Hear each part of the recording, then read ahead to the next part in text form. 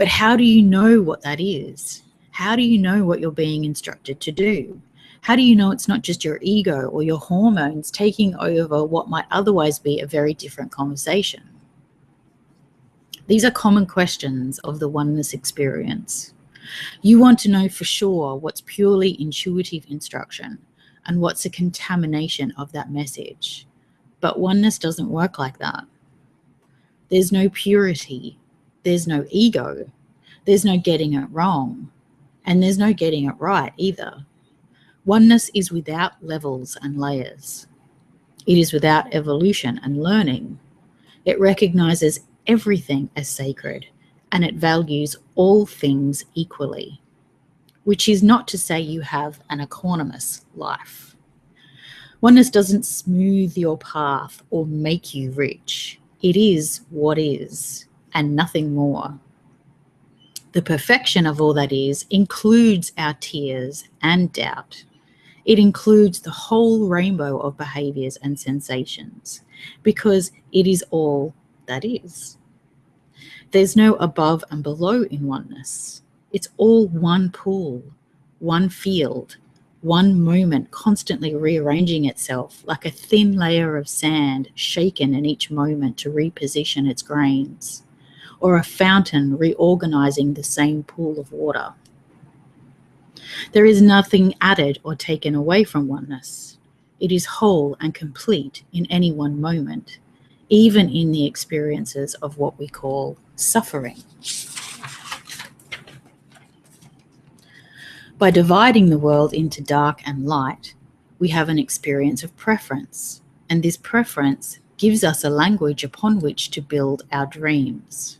But in oneness, there is the spectrum, which has no borders, no divisions of light and dark, just gradations through a single wholeness where all is equally sacred. Similarly, by dividing the world into chaos and order, we allow ourselves an experience of wanting and not wanting in the hierarchy of judgment upon others as the source of our suffering, judgment upon ourself as the savior responsible for ending our suffering. But in oneness, there is only order. All things make sense when they need to and feel like chaos when you need to have that experience. The only difference is surrender. Surrender is also an experience. Rather than the act of surrender, which requires us to denote some things within our control and other things beyond our control, surrender the experience is about trusting what feels like chaos, what looks like distress, what seems unfair to be what is. Surrender is a way of being. And in the oneness experience, being is inseparable from doing.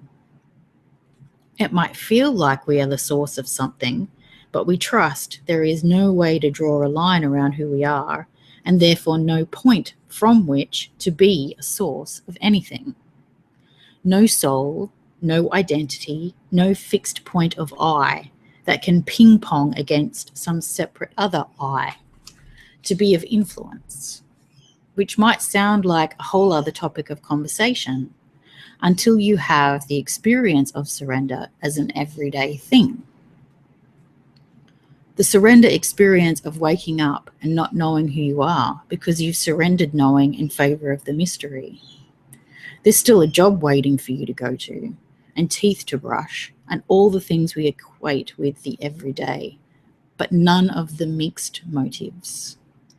In surrender, the not knowing never steps aside so you can get this done or meet that deadline or pay that bill.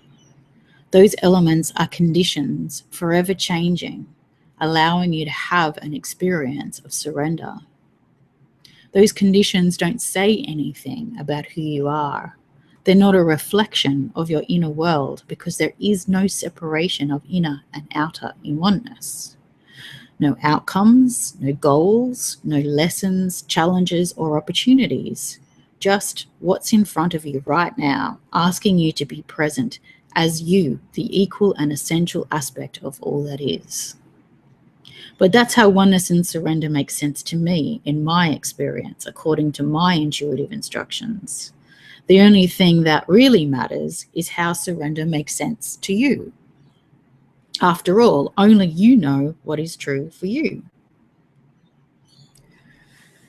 And that's all there is. So thanks for watching. This is a short one today, and I never know what's going to happen next. So I'll set up the call for next week, and I'll see what the universe asks me to make the topic. But in the meantime, if you want to check out howtobemedicine.com or theonenessexperience.com, feel free to have a look at those resources. And there's free things that you can sign up for and have a play with, and there's paid things that you can sign up for and have a play with.